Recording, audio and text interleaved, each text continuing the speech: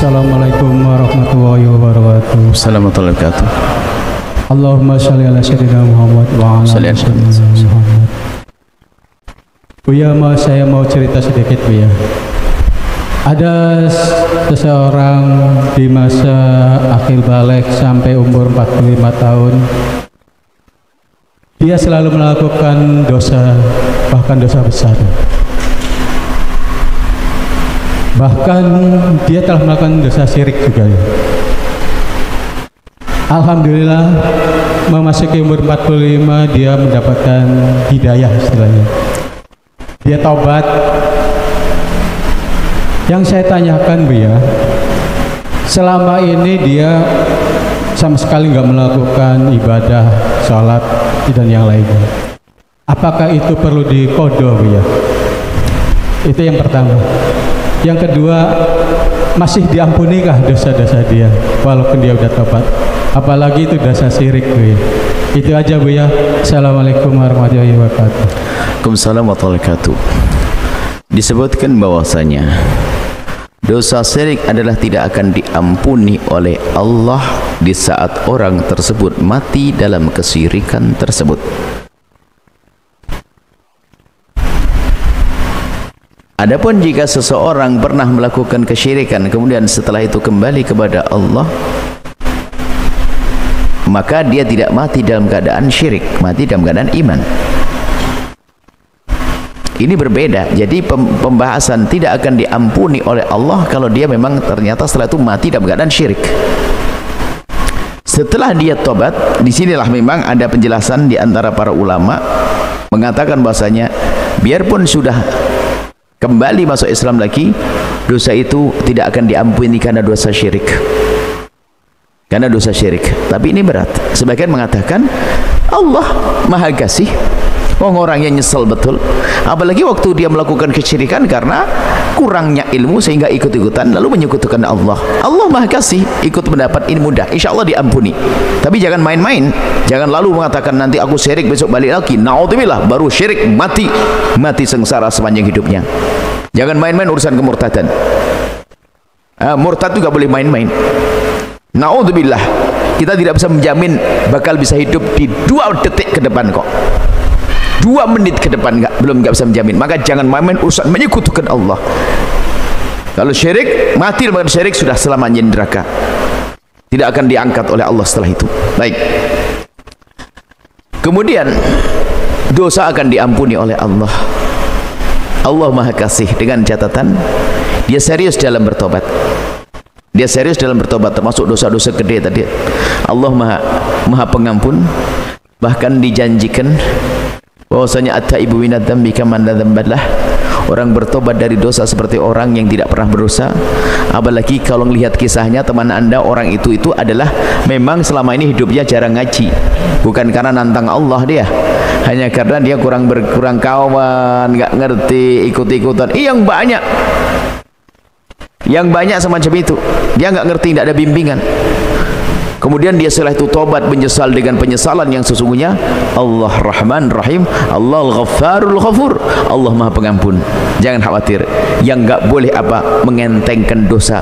Biarpun dosa kecil jadi gede dan tidak diampuni oleh Allah. Kalau orang mengentengkan dosa, ngeremain dosa, kurang ajar. Apalagi dosa kecil diremehkan. Enggak apa-apa deh. Oh, hati-hati. Tidak akan diampuni oleh Allah karena dia dosa meremehkan itu adalah dosa yang sangat gede.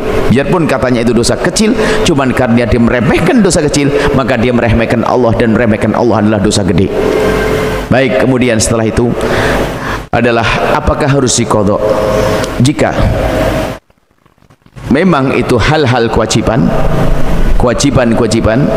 maka dia wajib diqadha. Puasa yang ditinggal, sholat yang ditinggal, wajib diqadha. Sebab wajib mengqadhanya itu sama, baik dia dalam keadaan bodoh, lupa, lalai atau sengaja, sama-sama.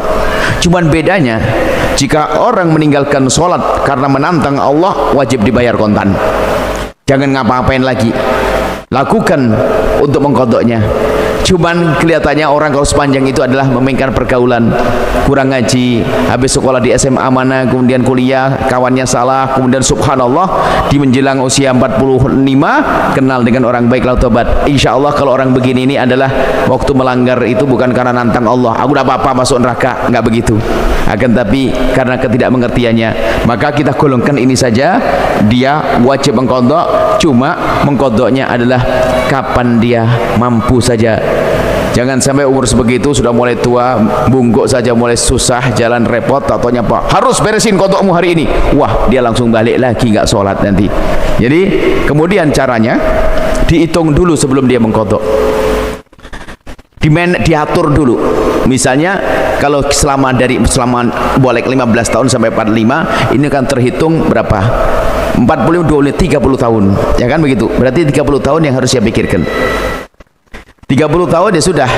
Caranya begini. Habis sholat dia sholat lagi. Berarti nanti lunas adalah di saat umurnya berapa? 75. Jadi ngenteng aja, dia habis sholat lagi, habis sholat lagi, habis sholat lagi. Rutin seperti itu. Nyicil. Jadi nggak berat. Atau 2 kali lah biar cepet lah. 15 tahun khatam. Tamat. Jadi habis sholat subuhan lagi. 2 kali subuhan. Jadi setiap hari dia mengkodok pelan-pelan. Dan ulama mengatakan bahwa mengkodoknya itu adalah lebih gede pahalanya dari melakukan sholat sunnah. Cuman mungkin ada sebagian orang kan, saya pengen terawih juga, masa saya nggak terawih? Ya terawih lah. Maka kita ikut pendapat yang ini. Anda boleh melakukan sholat sunnah, akan tapi sebisa mungkin orang itu sampaikan bahasanya melakukan yang wajib itu tetap lebih utama. Cuman namanya orang kan tidak mungkin ibadah itu saja, kan perlu rame-rame, sholat id, sholat ini, lakukan itu semuanya. Cuman mengkodoknya tetap semampunya. Pokoknya jangan dibikin orang tersebut berat dengan hal-hal yang semacam itu. Sebab kalau tobat itu salah ilmunya, ngaco. Tato suruh nyetrika karena ketemu dengan ustadz yang salah. Setrika, preman disetrika. Bagaimana disetrika nih? Karena ya itu permasalahannya, salah berguru ini bahaya banget. Suruh tobat, suruh ngapain? Suruh nyebur di mana nih? Mana cebur-ceburan tobatan? Diseksa gini, ada tobat itu indah.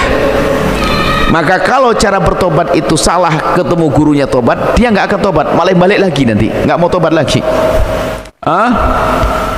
Sampai guyonan suatu orang itu indah dalam Islam. Ada orang masuk Islam sudah umur, punya penyakit gula lagi. Ustadznya ini keras kepala, harus disunat. Mikir dia, gulanya tinggi, mau sunat.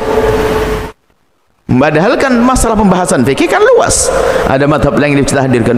Cuman karena dia sempit, kurang wawasan, langsung harus sunat. Pusinglah dia. Bisa saja, wah kalau begitu mending tidak usah masuk Islam. Nah kan bahaya. Jadi harus ada wawasan dalam hal-hal menyambut orang tobat itu, ada kelembutan, ada keindahan. Sambutlah ya. Seruan kasih Allah itu dengan apa?